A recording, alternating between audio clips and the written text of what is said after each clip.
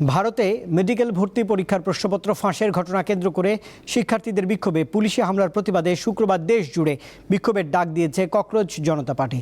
অবশ্য প্রশ্ন ফাঁস কাণ্ডে জড়িতদের কঠোর শাস্তি নিশ্চিতে দ্রুত বিচার আদালত গঠনের ঘোষণা দিয়েছেন দেশটির প্রধানমন্ত্রী নরেন্দ্র মোদী।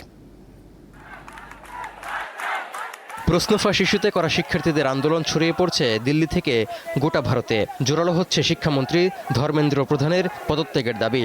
মঙ্গলবার বিক্ষোভকারীদের উপর পুলিশের অভিযানে উত্তাপ বেড়েছে কয়েক গুণ। বিনোদন জগতের তারকা থেকে শুরু করে বিরোধী দলগুলো আন্দোলনের সমর্থন দেয় আরও তীব্র হচ্ছে বিক্ষোভ। এতে রাজনৈতিকভাবে ব্যাপক চাপের মুখোমুখি বিজেপি সরকার।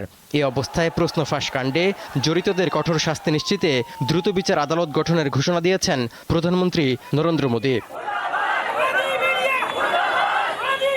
বৃহস্পতিবার সকালে প্রধানমন্ত্রীর দেয়া এমন আশ্বাসেও কমছে না উত্তেজনার পারদ। শিক্ষামন্ত্রীর পদত্যাগের দাবিতে অনড় থাকার হুঁশিয়ারি দিয়েছে ককরোচ জনতা পার্টি সিজেপি। এছাড়া শিক্ষা ব্যবস্থা ধ্বংসের মাধ্যমে নরেন্দ্র মোদী তরুণদের ভবিষ্যৎ সবচেয়ে বেশি নষ্ট করছেন বলে অভিযোগ তুলেছেন কংগ্রেস নেতা রাহুল গান্ধী। এদিকে বৃহস্পতিবার সকাল থেকে দিল্লির যন্তর মন্তরে বিক্ষোভকারীদের সংখ্যা ক্রমেই বাড়ছে। এমনকি এলাকাটিতে গতরাতে পুলিশের সঙ্গে আন্দোলনকারীদের সংঘর্ষের অভিযোগ উঠেছে। এতে বেশ কয়েকজন পুলিশ সদস্য আহত হওয়ার খবর পাওয়া গেছে। এরপর অনেক এলাকায় মোবাইল সহ সব ধরনের ইন্টারনেট সেবা বন্ধ করে দিয়েছে সরকার। এমন পরিস্থিতিতে বিজেপি শিক্ষার্থীদের আন্দোলন ভেস্তে দেওয়ার চেষ্টা করছে বলে অভিযোগ তুলেছেন সিজেপি নেতা অভিজিৎ দীপকে।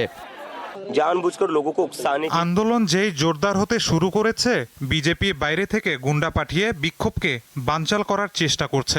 বিজেপির লোকেরাই পুলিশের ওপর পাথর ছুঁড়েছে, তারপরে সিজেপির ওপর দায় চাপাচ্ছে। এদিকে উত্তেজনা বাড়তে থাকায় বৃহস্পতিবার সকাল থেকে বন্ধ রয়েছে দিল্লির 16টি মেট্রো স্টেশন।